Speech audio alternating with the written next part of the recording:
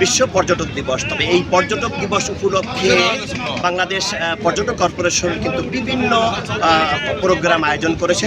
নৌ শোভাযাত্রা দিয়ে পর্যটক শিল্পকে বিকশিত করার জন্য এখানকার মানুষদেরকে জানান দিয়েছে। মোংলা এবং পশুর নদীতে অসংখ্য বোট এবং জালি বোট দিয়ে কিন্তু সেই নৌ রেলিটি এখানে পরিচালিত করেছে কর্তৃপক্ষ।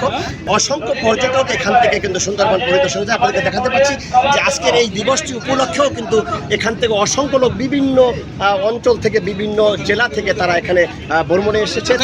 বিভিন্ন বোট এবং জালি বোট এছাড়া ট্রলার লঞ্চ যোগে তারা সুন্দরবনে পরিদর্শনে যাবে এবং সুন্দরবনে বিভিন্ন বন্য প্রাণী এবং সুন্দরবনের বিভিন্ন যে সৌন্দর্য তারা উপভোগ করে আবার তারা ফেরত আসবে। আমরা আজকের দিবসকে স্মরণীয় করে রাখার জন্য শুধু ব্রাহ্মণবাড়িয়া থেকে আমরা 2 বাস করে সুন্দরবন দেখার জন্য যাচ্ছি। আশা করি বাংলাদেশ সরকার আগামীতে আরও ভালো উদ্যোগ গ্রহণ করবেন যাতে দেশি বিদেশি পর্যটকরা আমাদের এই ঐতিহ্য সুন্দরবনকে দেখতে পারে। পর্যটন দিবসকে কেন্দ্র করে অন্যান্য পর্যটকরা বিভিন্ন পর্যটন স্থানে বেড়াতে আসুক। এর মাধ্যমে বাংলাদেশের পর্যটন শিল্প বিকাশ লাভ করবে। শুধু তাই না, এর মাধ্যমে আমাদের অর্থনীতিও নানানভাবে উন্নতি লাভ করবে। এইভাবে যদি প্রতি বছরে পালন হয় তাহলে আমাদের এখানে আশা করা যায় পর্যটন অনেক বাড়তি হবে এবং আমাদের জীবিকার জন্য খুব এর জন্য উৎস হবে। রাষ্ট্রীয়ভাবে আরও পৃষ্ঠপোষকতা চাই যাতে আমরা যেহেতু সুন্দরবন নিয়ে কাজ করি, সুন্দরবনে টুরিস্টরা যাতে নির্বিঘ্নে ঘোরাফেরা করতে পারে, তাদের নানামুখী সমস্যা আছে এগুলো সমাধান করতে পারে।